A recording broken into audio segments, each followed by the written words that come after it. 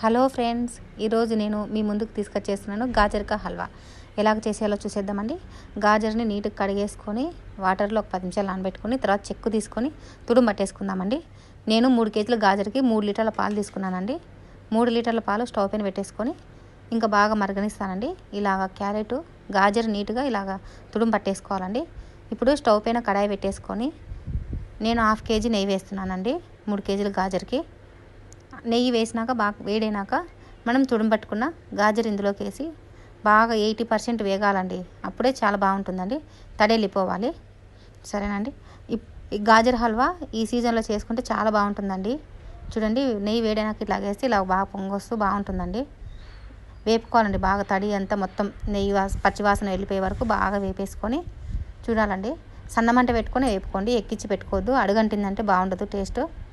ఇదిగోండి, మనకు పిల్లలు అప్పుడప్పుడు తింటారు కాబట్టి ఇలాగ చేసుకోవచ్చండి. ఇంటికి గెస్ట్లు వచ్చినప్పుడు ఎవరైనా చాలా ఫాస్ట్గా అయిపోతుందండి. ఇదే ప్రాసెస్ కుక్కర్లో కూడా చేసుకోవచ్చండి. కానీ ఏంటంటే కుక్కర్లో వేసుకుంటే మనకు తెలియదు అడుగంటుతుందా ఏంటి అని. ఇలాగా పాలు ఉడుకుతూ ఉండాలండి. మనకు ఒక సైడు గాజర్ పెట్టేసుకుని ఒక సైడు ముందే పాలు పెట్టుకున్నాను కాబట్టి ఇదిగోండి ఇలాగ థిక్నెస్ రావాలి. మీకు కనిపిస్తుంది కదా, ఆడ లేరుంది, అంతమైన పాలు ఉన్నాయి. ఇప్పుడు సగం ఉడికిపోయినాయండి. ఇదిగోండి ఇలాగా స్టేజ్ మొత్తం రావాలి. నీళ్ళన్నీ మొత్తం నీట్గా ఇంకిపోయినాయి చూడండి. గాజర్లో నెయ్యి అంతా బయటికి రావాలండి. ఇలా కలుపుతున్నప్పుడు మీకు తెలుస్తుంది చేస్తున్నప్పుడే. నేను మధ్యాహ్నం కొద్దిగా ఓపెన్ ప్లేస్ పెడతానండి. అప్పుడు మనకి వాటర్ అంతా వెళ్ళిపోయి నెయ్యి మాత్రం బయటికి కనిపిస్తుందండి. ఇలాగ వచ్చినప్పుడు మనం ఇప్పుడు ఫస్ట్ చక్కెర వేసుకోవాలండి. చూసి నేను 1.5 కేజీ చక్కెర వేస్తున్నానండి 3 కేజీల గాజర్కి. ఇదిగోండి వేసి నీట్గా కలిపేసుకొని తర్వాత మనం పక్కన మరిగించుకొని పెట్టుకున్నాం కదండి, ఆ పాలు వేసేసుకోవాలి. ఇదిగోండి చక్కెర వేసినాను.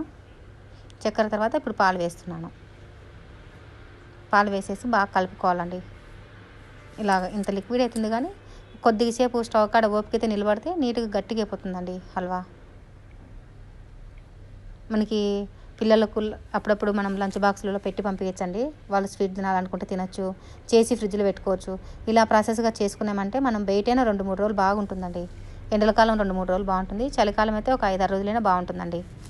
ఇదిగోండి ఈ థిక్నెస్ నుంచి ఇంకో కొద్దిగా రానిస్తా. తర్వాత బాదం జీడిపప్పు వేయించుకున్నాను కదండి, వేస్తున్నానండి. ఈ స్టేజ్ సరిపోతుందండి. చూడండి, కొద్దిగా యాలకల పొడి అండి. ఇలాగ వేసుకొని నీట్గా కలిపేసుకోవాలండి. ఈ స్టేజ్ అయితే సరిపోతుందండి. ఇలా గట్టిగా ఉండాలి, మరి లిక్విడ్ లేకుండా. Thank you.